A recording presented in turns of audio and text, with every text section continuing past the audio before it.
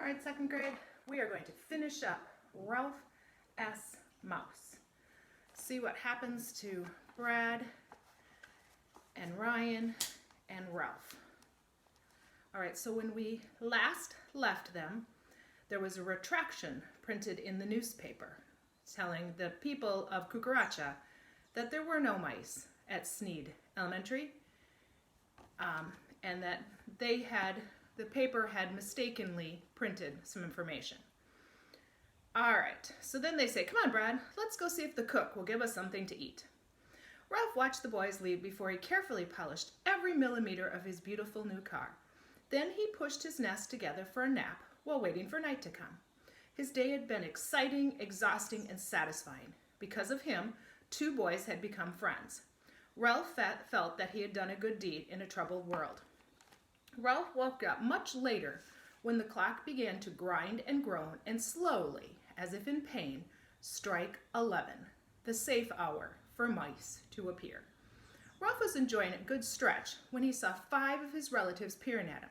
"He's back," said one. "And he's got a car," said another. "A sports car," said a third. Instantly, there was clamor and confusion. "Give me a ride, me first, stop shoving. I should be first because I'm the oldest. Get off my foot."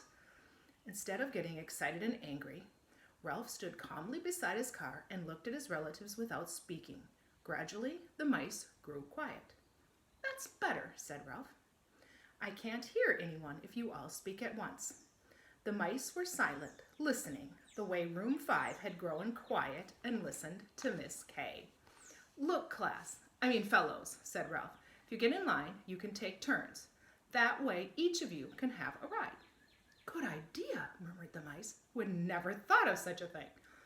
Ralph was pleased with himself for putting his education to use. He climbed into his car and drove it out from under the clock. "My oldest cousin first," he directed. His relative climbed into the passenger seat and pulled his tail in after him. "That's the way," said Ralph with approval. "Now take a deep breath and we'll both go vroom." Together the cousins vroomed around the lobby, down the long hall and back, faster than Ralph could have ever driven alone. "Next," said Ralph, when he had returned his passenger. "And by the way," he said to his relatives, as his next cousin in line climbed into the car, "in school, human beings learn things by grades, so older children learn harder things than younger children." The mice caught on at once. "Riding in sports car is for older mice," one cousin said. "It's too dangerous for little mice." "We won't even tell our little relatives about it," said another. So there they go, vrooming. "We can't have them messing up the lobby," said a third. "We'll keep it a secret," said the fourth. "Good thinking," complimented Ralph. As he and his cousins sped down the hall, Ralph was happy. He felt proud because he had helped Miss K educate her class, but he was humble enough to admit that he had learned from the children too, even though he never did find out where Miss Heidi Knackenbacker kept her toothpaste. He guessed it didn't really matter. Okay, so then we have the epilogue, which is what tells us what happened later. Not right away, but later. When Brad's father came to the Mountain View Inn in his tow truck to take Brad home, he met Ryan's mother. 6 months later, they were married. Ryan and Brad became brothers. They all lived in a house in Cucaracha, California. Ralph was pleased to have a father, and Brad was happy to have a mother. Most of the time, the boys were glad to be brothers. And Ralph? The boys decided that the dog, Ralphie, might take an interest in a mouse for the wrong reason.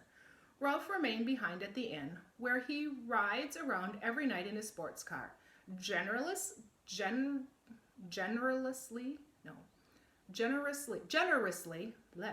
giving rides to his relatives and enjoying their company now that they have benefited from his education.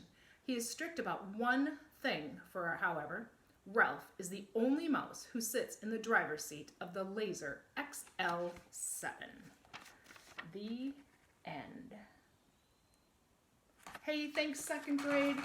This was a really weird time, but I was glad I was able to share some of it with you by reading some books to you.